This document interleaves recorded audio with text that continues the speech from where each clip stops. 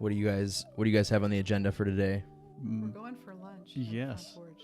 Really? Awesome. Front porch is Coffee. next after this, Okay. hanging out together. One thing I envy of you, one of many things, Sam, is like your ability to like on the week that you preach, you're just like so calm and relaxed, and at least on the outside. Ask her whether that's true. That's pretty true. Okay. Okay.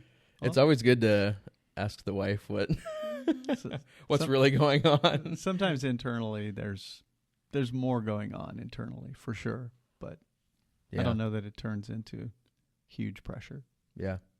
But you're more, when you prep, like you do more like bullet points. You don't necessarily like write out word for word what you're going to say. Is that right? Correct. Okay. Yeah. That's always been interesting to me. I wish I could do that, but. Yeah. That would be mind numbing for me to, Really? Really? Oh. because then I'd have to stand there and try to read it. He's too ADHD for that. I am too Okay. ADHD for that. I would get up there and then I would be like, oh, I forgot I was going to say this. Like I've done that. So when I've done bullet points, I've done that so many times where Yeah. after the lesson, like I'll like glance at my notes. I'll be like, oh, I was going to say that. Totally forgot.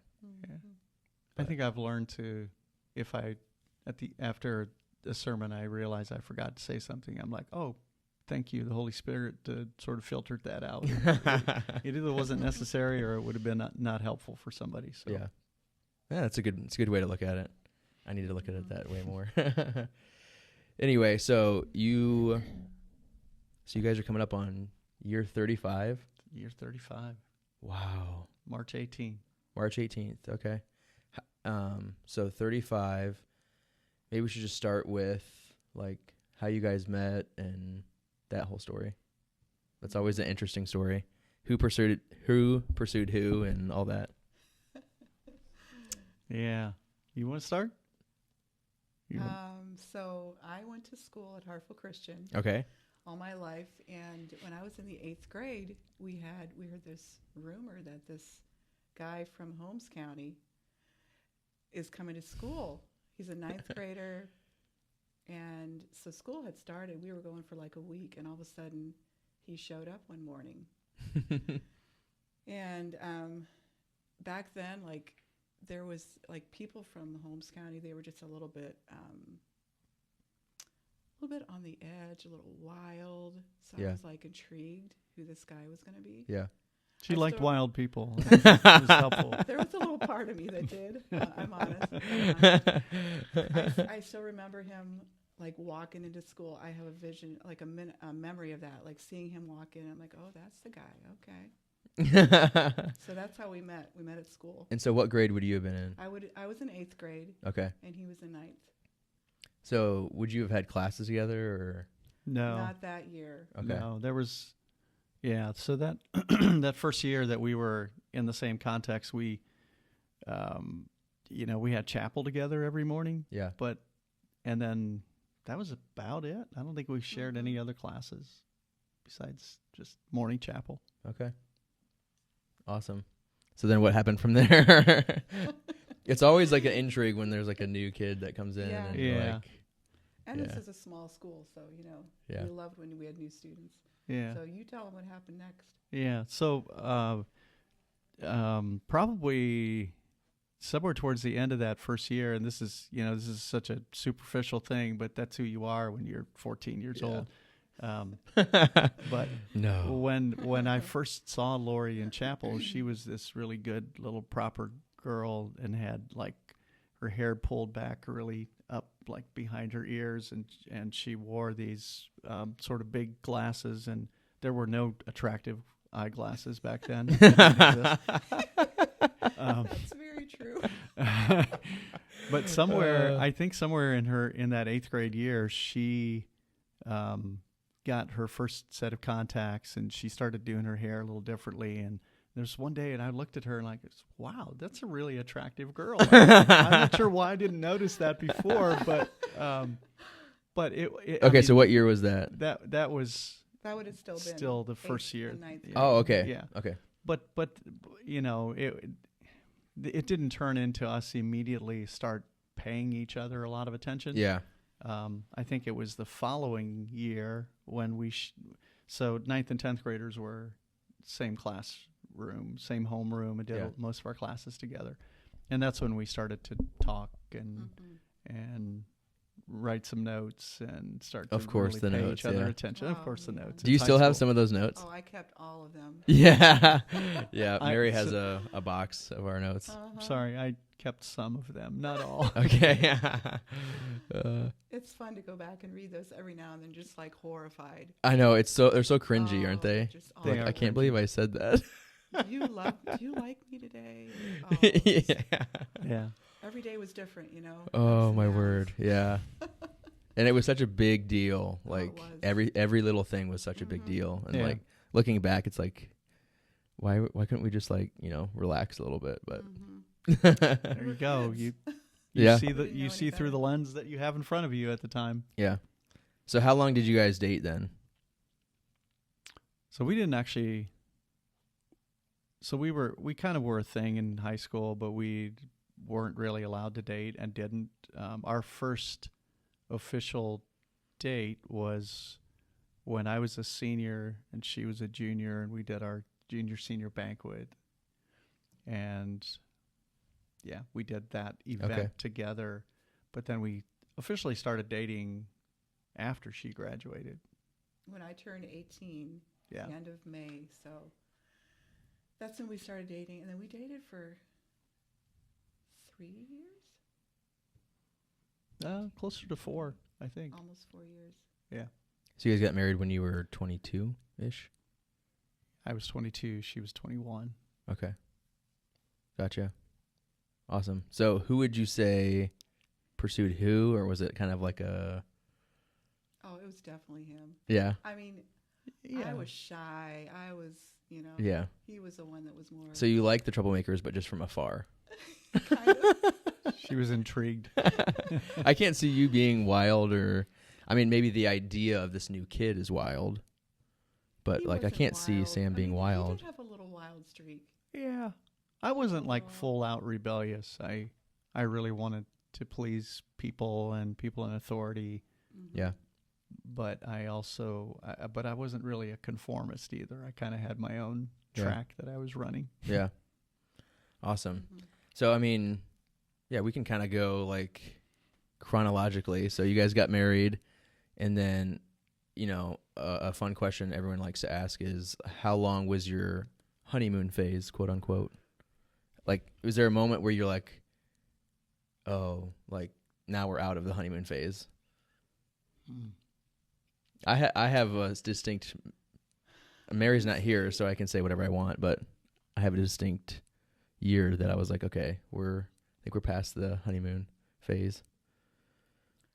Man, Or you're still in it. we went out of it for a while. Now we're back. We're in back. Yeah, you're back We're in back it. in. Okay, that's awesome. I don't know that. I mean, I think we hit like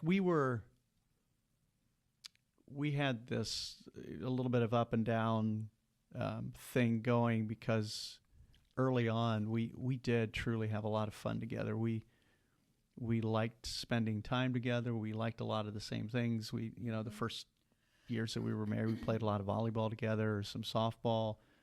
I don't think we did anything in our lives that we hated. Okay.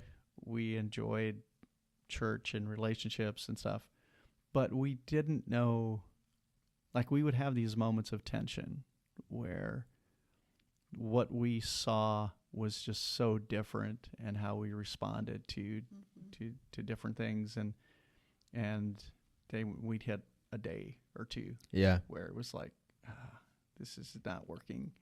Would you say that was like right off the bat, or would you say that like for example, Mary and I feel like for a while we were still like kind of, yeah, I guess that's what they call it, the honeymoon phase, is because you're still like, careful with what you say, careful with how you act, and like try not to let some of the, the dark side of you like out. So you like, I don't know, you let stuff go easier, you don't challenge things, or like, do you think that was right away where you guys like felt like, oh wow, we're were different in this area when I didn't really? I think we both like didn't. At least for me, I didn't. I don't like conflict. Okay. So I was more ready to just go with whatever he said, Yeah. whatever he wanted. Not that he was domineering or anything, Yeah. but I just don't remember there being a lot of tension like Yeah. those early years. Yeah. Yeah. Yeah. I think it helped us that on our honeymoon, we actually, in the first 48 hours of our honeymoon, we had some tension that surfaced that we both like really sort of repented of Mm. just some of the stuff going on inside of us, and Mhm. knelt beside a bed in a hotel room and prayed through some things. Yeah. And I think that was huge for us, not starting out with unresolved tension, just Yeah. being present in our foundation. Yeah. Because it really wasn't. Yeah. And Sam is really good at like if there is something going on, if he senses something going on, he's like, we need to talk about this. We need Mhm. to deal with this. And it was harder for me to do that. Like Yeah. it was harder for me to work through my feelings but it was good for me. Like, Yeah. he pushed me to do that. Yeah. So I think that was healthy for our Yeah. relationship.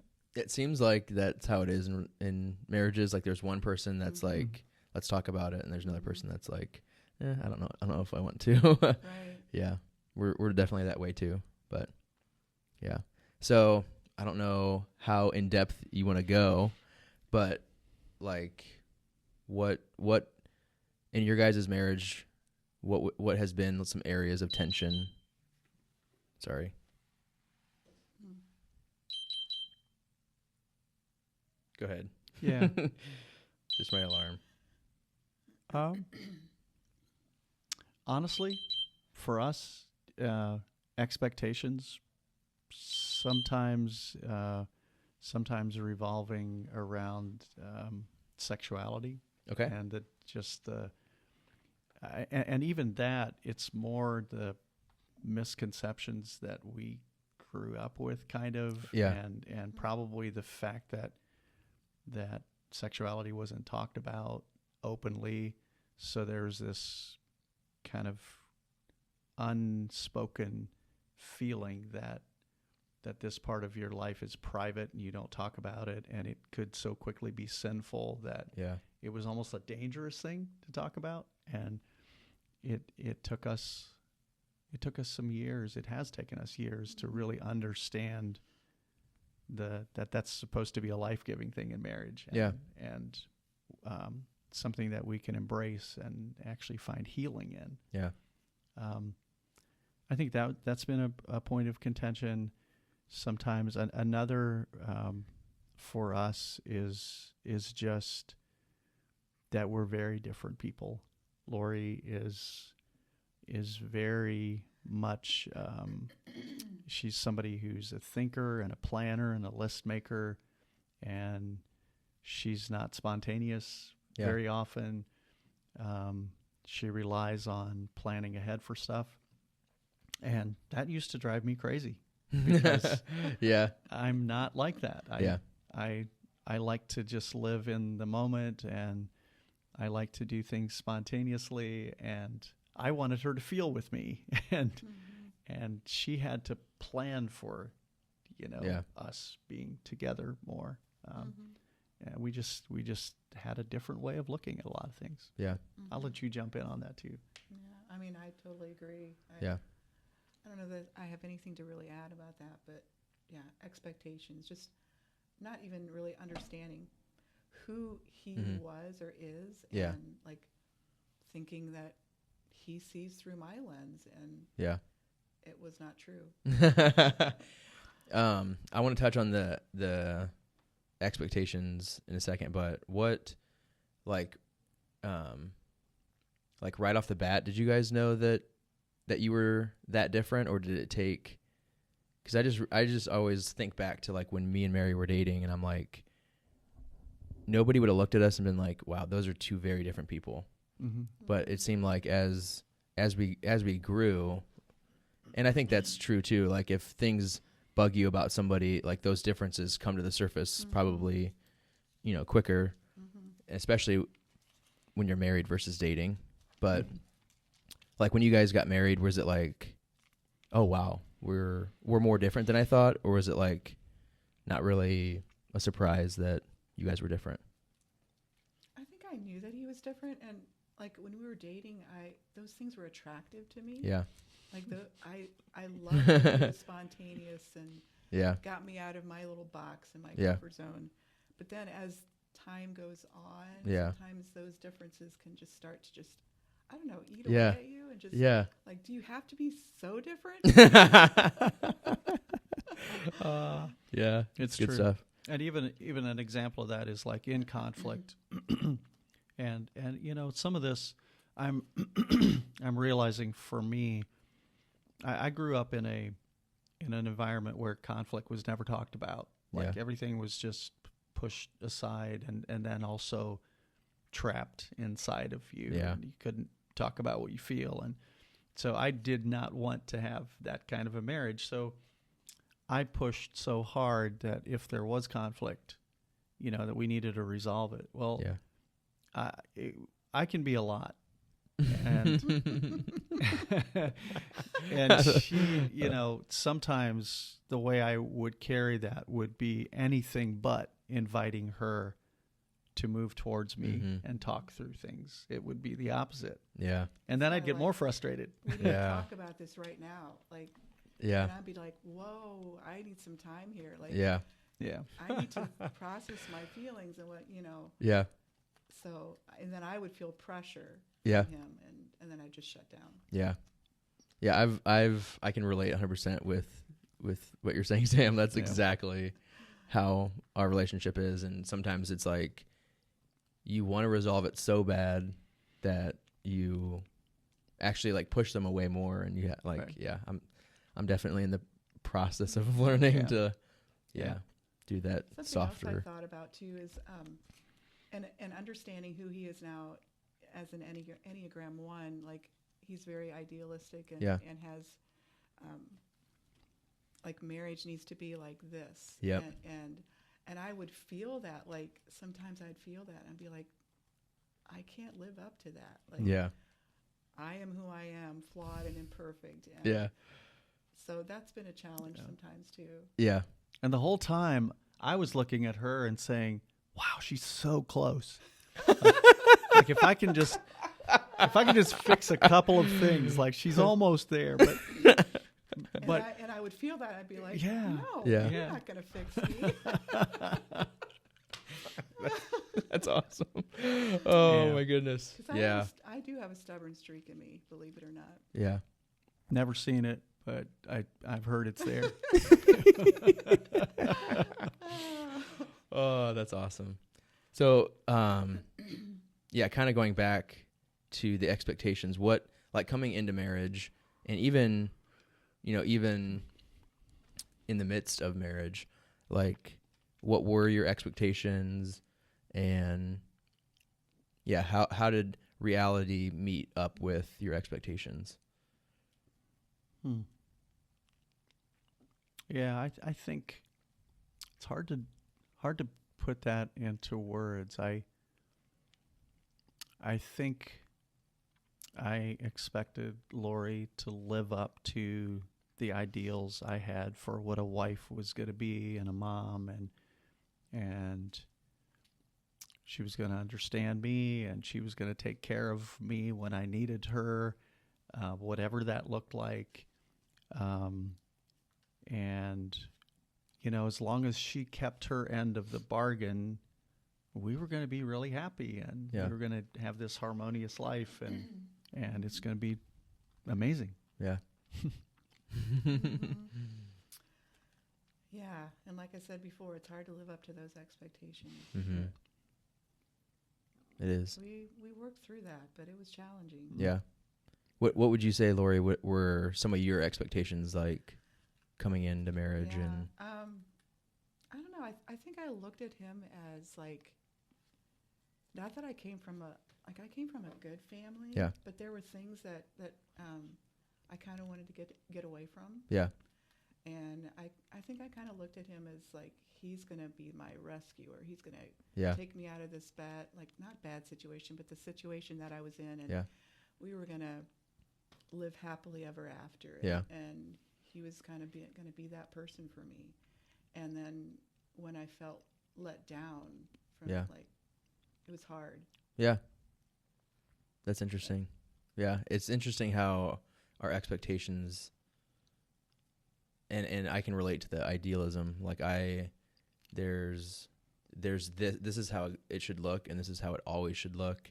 And if it doesn't, then it's like, oh no, I'm losing it. Like, and so, yeah, I feel like we probably don't do a good enough job of preparing young people for like, okay, this, here's the expectations, and or I guess, what are your expectations, and working through that before they get married. Because in the way I grew up, I always thought I was really close with my mom, and not that I wasn't close with my dad, but I was just like almost friends with my mom. And so from that perspective, I always thought, okay, marriage comes down to the guy. So if the guy, tries really hard in the marriage, then everything will go good. And so all my expectations were like basically put on myself. But yeah, once those tensions and differences come up, it's like, okay, how do we deal with this? You know what I mean? So it's interesting, but,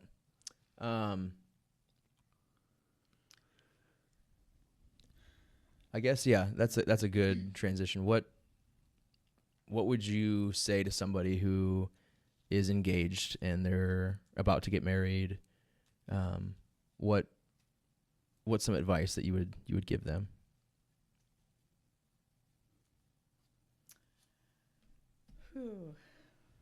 I mean, I remember, I don't know how many years into our marriage, I did a Bible study by Beth Moore, and I forget the title of the Bible study, but I just remember she gave this illustration about, she had this empty vase, and how that we like to, we want this represents me, and we try to fill that empty space with so many different things. Yeah. And I realized that I was using Sam as a way to fill my empty space in my heart. And he couldn't fill it. Like, he kept letting me down and doing things that would hurt me. And until I realized that Jesus is the one that fills that place in my heart, then I can love him with a whole heart. Yeah. And that was like life-changing for me. Yeah. So I think a lot of people go into marriage with a huge hole in their heart. Yeah. And they think their spouse is going to fill that. Yep. And it just doesn't happen. Yeah. I think, kind of going with it, I think, like, for me, it was an identity thing. Like, I'm going to be this good boyfriend, and then once I get married, I'm going to be the most amazing husband ever. And it was just putting all my identity in that. Well, then it's like, like we've talked about, our expectations aren't met, and our differences come to the surface, and it's like, why isn't this working? I feel like I'm trying super hard, but somehow I'm like missing her. I'm not connecting with her. And then you start to spiral out, and you're like, yeah, why isn't this working? And it's like, well, it's because your identity is in the wrong place. Right. And yeah, I think that's like a huge thing, especially for young people. I always think that it's good to get married young. If you have somebody that you're dating that loves Jesus, and Jesus is very important in their life, send it, because you're gonna have issues no matter what. But yeah, if you can get to a place where your identity is in Christ and not in them, and you're not looking for them to fill you, Yeah. That's really important. And you're like, even if you don't know that, you're gonna learn that Yeah. the hard way if you have to. So Wow. try to learn that without it being the hard way. Mhm. But what would you say, Sam? Well, just jumping in on that, one of the things that we tell young couples when we do pre-marriage counseling is that marriage turns out not to be the sum of two people, but the product of two people. So we think, I'm half a person, Yeah. other half is going to complete me, and we're going to be whole. Yeah. But the truth is, it's not a sum. You don't add two people together. You don't Right. get a person who's half whole and another person who's half whole Right. and have them complete each other. Yeah. The opposite is true. You have a half a person who's not filled themselves and another half person, and you get a fourth of a marriage. Yeah. It's a product. Yeah. It's multiplication. It's not addition. Yeah. And I like that picture because I think I can see pictures. And, Yeah. And I do believe that is often what happens in marriage. You go in thinking, I know I'm not whole. I know there's a lot of stuff in me that I don't even want the people around me to know. But when I get married, the other person will be enough for me to fill that Yeah. stuff. And now I'm going to be okay. Yeah. Never Never. happens. Yeah. Never, Yeah. ever happens. Yeah. I one of the things that frustrates me when in the marriage conversations is just like, especially in the church, like this lack of hope, this lack of, well, this is how it is, and kind of accepting and not really like striving for something. And that's part of the reason why like I wanted to have this conversation with you guys, is because I've heard your story before, but yeah, kind of going with like the hope thing. They're just like, and I wanted to look this up before we started, but I didn't have time. But I know I read an article about how I think we say things that, or we hear things and we just pass them on, even if we don't know if they're true. And the fact that the divorce rate is the same in the church as in the world, we hear that all the time. But if you actually look into the numbers of the people that actually like regularly attend church, those numbers are it's drastically different. And I don't know exactly what those numbers are. You guys can look those up for yourself. But it's just like this, even in the church, we have this view of marriage that it's like, it's hard, there's no hope, and we're just too different, and I just know that's not the case. When in your math problem, when you add Jesus in there somewhere, I don't know where you would, we can ask Bernita where he would go in the equation, but when you add him in, like, it changes everything, because it changes you. And if we look like Jesus, like, imagine having two people that look exactly like Jesus marrying each other. Like, that's what we want. And the other thing I was thinking about is I was thinking about how to, like, this conversation that we were going to have. And I feel like when it comes to God and the way he designed things, it's so easy. It's so easy for us to look at the world and look at people and look at suffering and be like, God, why did you do it this way? And I think there's very little hope in that approach, because it is this way. I think it's more cool to see who God is and the different things and way he set it up. And he set up this world to be a temporary thing where we go through things that grow us. And he gave us free will to the point where we can choose to lean into that and try to become more like Jesus. Or we can choose the other thing and just be like, I give up. And I think that's what's so great about the story of God, is that imagine if we just all were born and perfect. Like, that does sound nice. Like, heaven sounds amazing. But if I'm honest, on earth, it sounds kind of boring.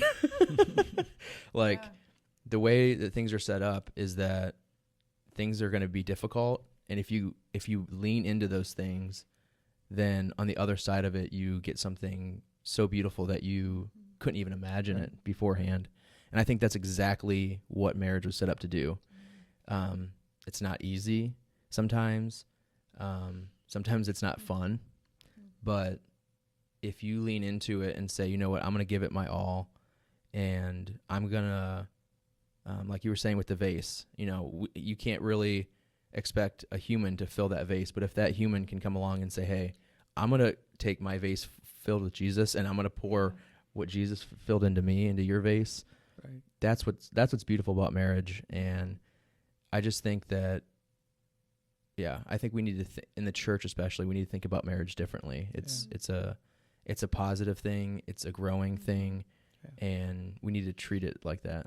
So I don't know, I just kind of wanted to get your guys' thoughts on that. But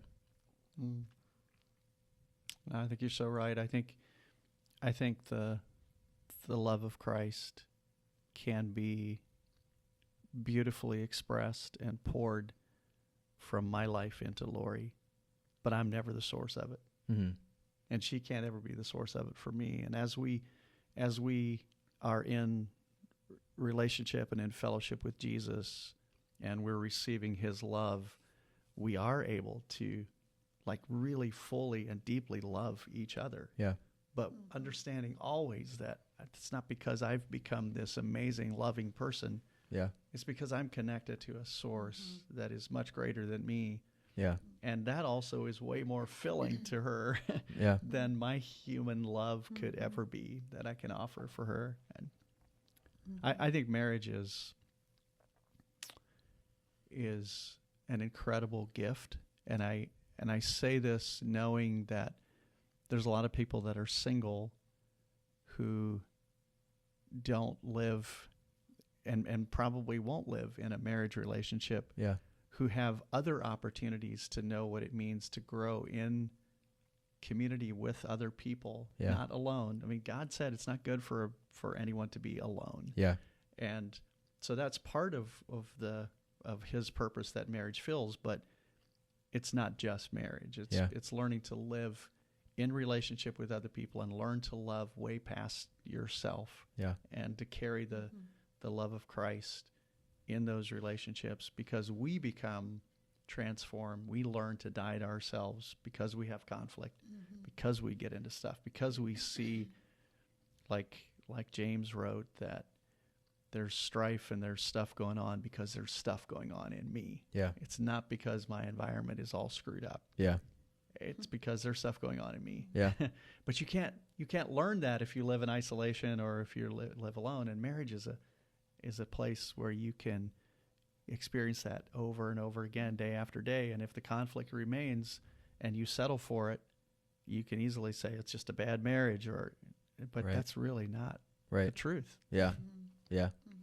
I think marriage definitely, for me, has exposed just how selfish I can be. Oh, me too. Yeah. In that scenario that you guys were talking about, how like you have Sam has this idealistic view, and this is what, it needs to look like. And yeah, I can relate to that, but, yeah, I kind of just lost my train of thought there. Yeah, I just totally lost it. Sorry. That's right. It's all right. Anyway, so kind of going back to, like tension in marriage, because I think a lot of people, I mean, let's just be honest, like, at times when you're with somebody that's different, there's going to be tension, like you guys had already alluded to. And I think a lot of marriage is kind of dealing with conflict, and how to do that. And I think, talking to you, Sam, about your guys' marriage and just how you guys deal with conflict has really like made me stop and think. And so that's mainly why I wanted to hear you guys, and I thought it was important for other people to hear your guys' story. So if you wanted to kind of go into that a little bit more detailed about how, kind of, I guess, where you started from, and then like where you guys are at now with conflict. So. You go for it. You first. There's a lot of thoughts in my mind about that, because I know that we're still learning, Yeah. like what it means to deal with conflict. There's a couple things that I think are really important in this conversation. One is that in the middle of the struggle, when it feels like you've entered into something that looks more like the kingdom of darkness than the kingdom of Christ. Yeah. Because let's be honest, the kingdom of darkness is still simultaneously present in this earth. Mm-hmm. And Jesus' kingdom someday will be fully the only kingdom. It isn't yet. Yeah. So that stuff shows up in us. It shows up in every marriage. Yeah. I believe that.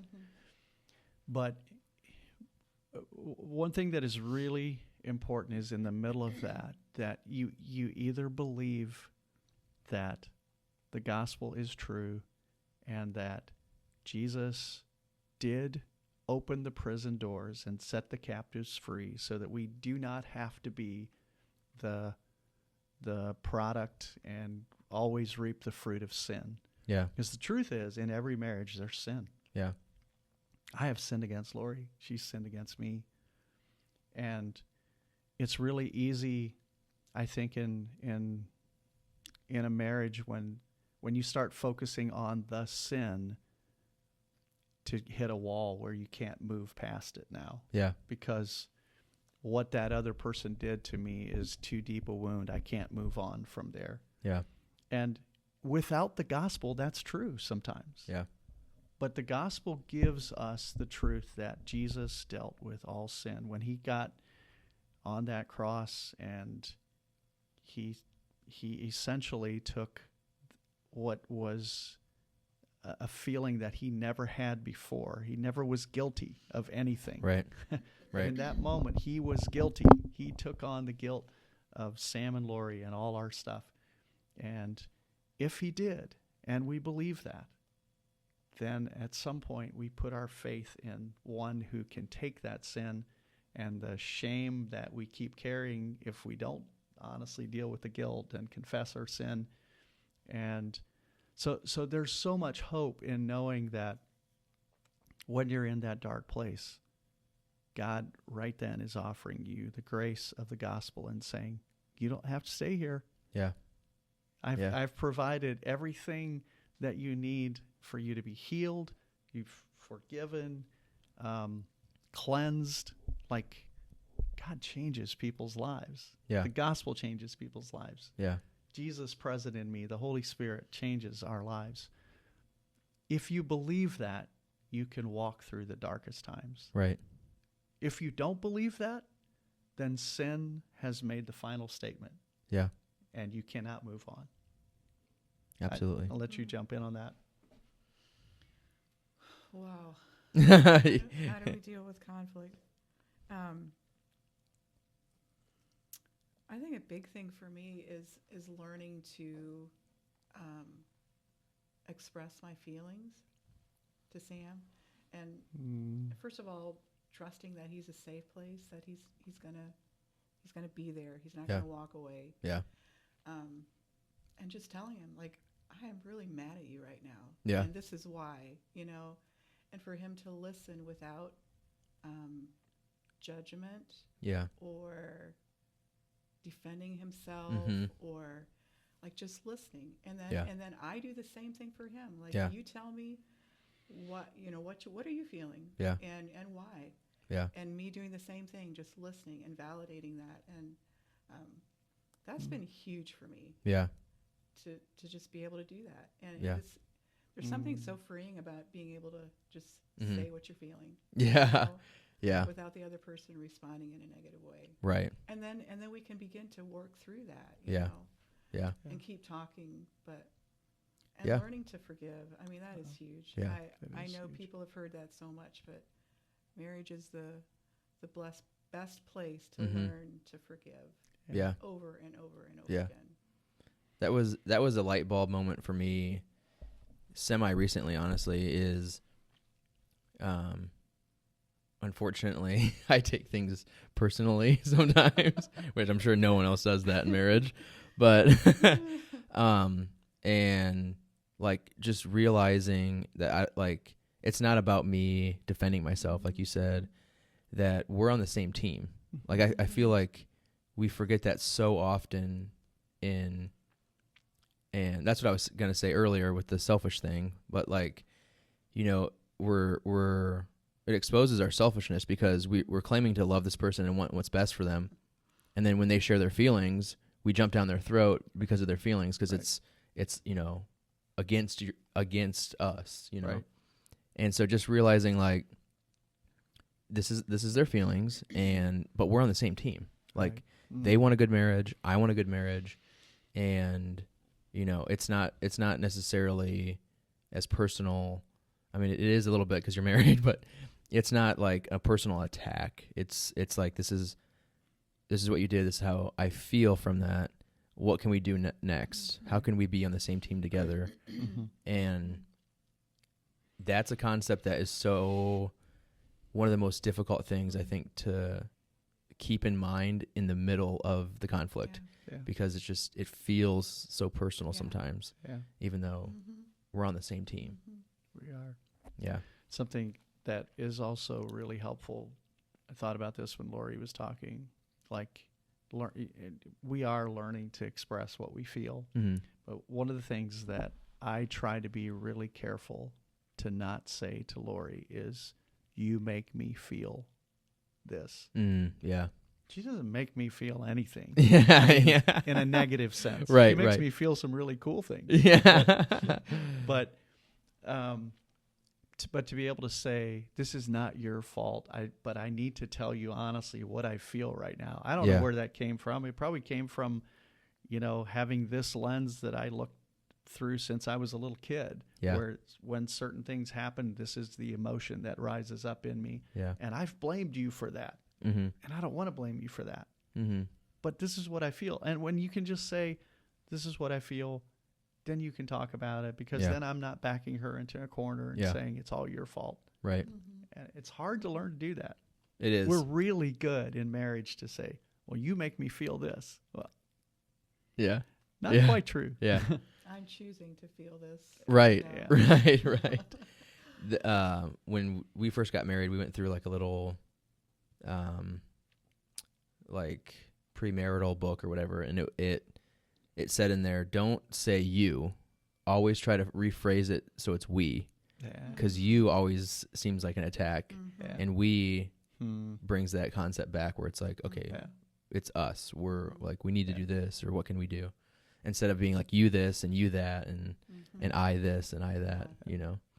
But Something Yeah. else that I thought about that's been really, really helpful for us is just embracing the different. Like, I have learned to accept that Lori's never going to be me. She's never going to see things like I do.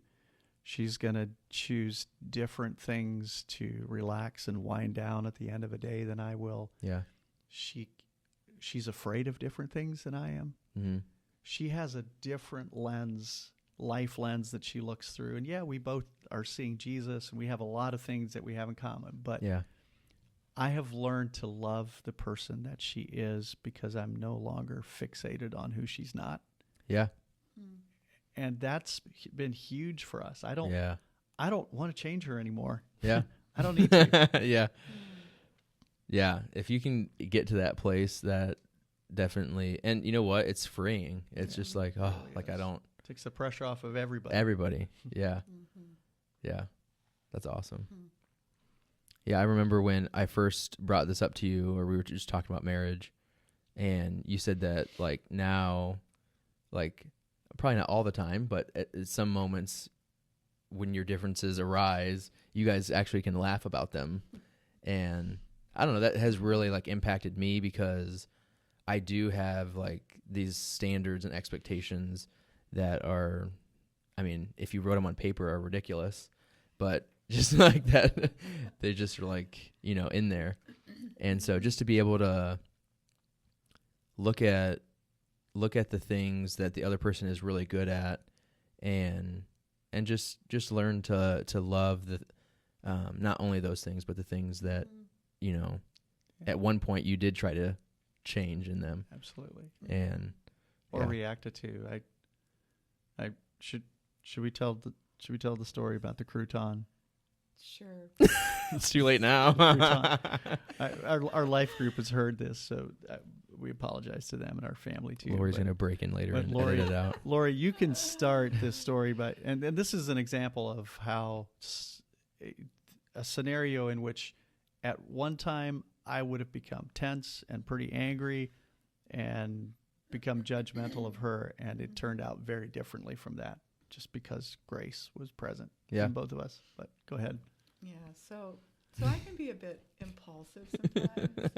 Okay. And Nikki had been telling me about MacBids and all these cool things. MacBids, she's buying on there, and so I started looking on there. I'm like, man, this is awesome. Yeah. The one day this futon, and I thought it was like from Wayfair. It looked beautiful. And I'm like, that would be perfect for our bedroom. And so I bid on it. And did I bid on it before I asked you about it? I think we talked about it first. I think. He's like, okay, if you want to. And so we ended up I actually won the auction. And so on a Friday night, we decided we had to go up there to pick it up. And I was super excited. And we got to this place, and when we drove in there, this is our first time up there. It looked really sketchy. Yeah, yeah, and then I started feeling a little like, what did we get into? But well, you have to tell them about the dream you had the night before. The night before, I had this dream. I'm like, why am I dreaming about a futon? This futon had no legs, and the top of it was like all cut up. It was awful. And I woke up just like stressed, like, what in the world? Well, we got there and finally found this thing, and I was expecting, a big, nice futon. Yeah. It was a futon chair, so it was like this big. No. And it had no legs. Nuh-uh. So you had a prophetic dream about a futon. It was dirty. It was so dirty. It was not in a box. And we looked at each other, and we're like, I think we're just going to walk right out of here and not take this thing. And we got to the car, and I was just feeling so terrible. And I spent all this money on nothing. And And then we just sat there and just laughed. And honestly, before, if this would have happened, he would have been stressed, upset at me, like, you spent all that money. Yeah. And it was I wouldn't have yelled at her, but I would have been tense. I would have been tense, and I would have held her at arm's length, kind of, and given her some kind of how guilt could you treatment. do that, kind of, And then I would have felt terrible, and I would have carried that for who knows how long, Yeah. So that's just an example of how God has grown us as people and in our marriage. It's, hey, things like that are going to happen sometimes. Yeah. And it's okay. Yeah. It's not the end of the world. Yeah. And that night we had planned this awesome date. We were going to go pick up our futon, and then we were going to go. I found this kind of hole in the wall little Southern food restaurant just up the street. Yeah. And so then after the futon, we went there and. Well, this is another example of how different we are. He loves to try little hole in the wall places that nobody knows about, and I'm just like, what in the world? Let's where go are with what we going? know. Yeah. But after this happened, I'm like, we'll go wherever you want to go. Yeah. I'm not saying one word. Yeah. You get to pick. So he picked this little hole in the wall place. I did, and we got there and they were closed. Boarded up. Place is closed. Are you serious? Doesn't exist anymore, I don't think. So then we were like searching, and we were on our way. I can't remember. We were having a lot of fun in Akron. But then Camden called. He thought his car wasn't starting, and we had just pulled into a Mexican restaurant. We were going to eat there, and so we started to head home to help him, and then he said, "Oh, never mind." And he was able to start his car, and so then we ended up. We were like, "Oh, let's do Chinese buffet." Well, there was one just a mile away. Well, it was a very small place and a very small buffet, and we were 2 of the 4 people that were in that place, and the food was not amazing. Yeah, And we had an amazing time. that's awesome. It was a great evening for us. It was life giving. But yeah, at the end of this, we told our kids, "What do you call a futon with no legs, and it's only a chair size?" And the answer is a crouton. Crouton. Okay, I We've thought had the you crouton joke since then. because you said crouton Yeah. earlier, and I'm like crouton. That's like, why I what? had to explain. And then you said because- futon. I was like, oh, he said futon. I Because messed up. everybody was like, "What? He said crouton. What's Yeah. he talking about?" So there's the crouton thing. Okay, I got you. But in the Yeah. past, that incident would have gone on for days. Like, Yeah, he would have been holding on to it. I would have been feeling Yeah. bad, and it would have just like there was just this wall between us. yeah, And that's happened many times in our marriage. yeah. It has. That's a awesome place that I'm envious of that and striving for that. But I think as you guys were talking about that, like it's interesting how we do it with, we both have worked with youth, and when people look at somebody in that's youth age, they can easily say like, oh, okay, yeah, Susie acts such and such way because of her family, and she's had a rough upbringing, and that's why she acts that way. And we'll just give her Susie all the grace, and we love on Susie, and poor Susie. But we all have, it might not be as bad as Susie's story, but we all have that little kid in us that had insecurities formed at a young age and is just crying out for something. Yeah. And it's in marriage, it's hard to see that little girl or that little boy that had hurts and pains, and now they're acting out of those hurts and pains. When you see it in a young person, it's so easy to be like, oh, here's all the grace. I give you all the grace. But when you're married to a person, it's so hard to see that perspective of, well, this is just, how they're acting because of this pain or this hurt. And, to give them that grace of saying, this is why they're acting that way, and just love them. Because that's all we all want is we all want to be loved for who we are. And if you're in marriage, you're gonna grow. If you're gonna lean into marriage, you're gonna grow. But loving each other despite your faults is what we all want, and Absolutely. it's a good place to be. But Well, and honestly, when he would show the weakness, like the little boy place that they're hurt, mhm. it would frustrate me.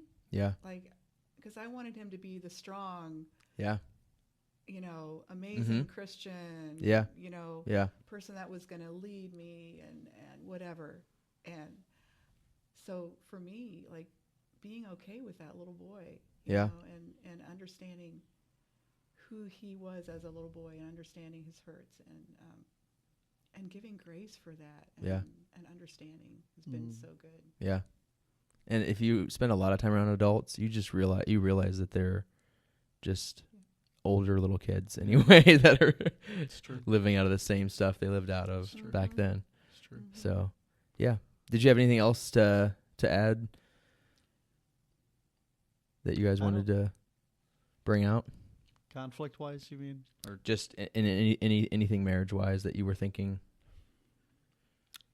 I think one of the thing that I think is important that we have learned, maybe it's more that I've learned it, and I think Lori's followed me in it, is,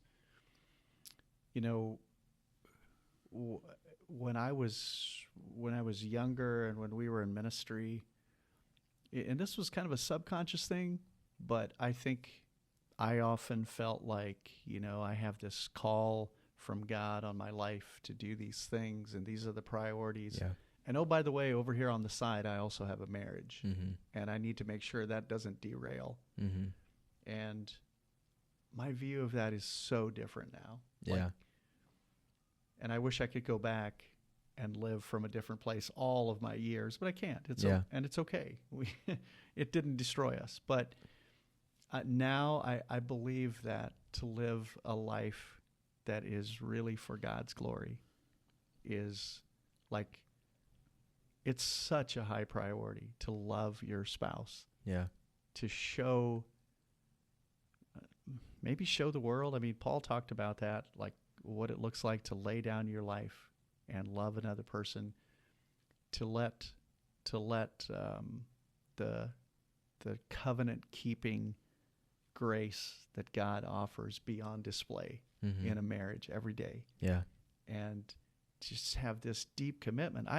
I think one of my primary missions that I was created for Yeah. and put on the earth for is to love Lori. Yeah. And I am so committed to that now.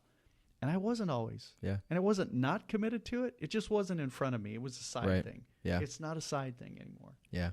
It means everything to me. Yeah. That's awesome. Awesome. Well, Sam, do you want to close us with a word of prayer? Sure. Awesome. I'd love to. Thank you. Thank you, Father. You are so good, and your plan is so good. Thank you that you sent Jesus and redeemed us, and you made it possible for us to not be held in the kingdom of darkness or by sin or its power, but to be free to live with hope and joy and passion for your glory, and to tell others, God, you've put us here to carry that message so that every day another person can step out of that darkness and into the glorious light of being in fellowship with you, and then also learning to be in relationship with other people in a way that's loving and life-giving and not destructive. Thank you for Lori, the relationship you've given us, God. It's a gift from you. It's not something that we have earned or worked for. Thank you for Jordan and the role that he's playing and the things that you're teaching him, and for he and Mary. I pray blessing on that marriage, God. Let it be honoring to you. I ask these things in the name of Jesus. Amen. Amen. Thanks, guys. You're welcome.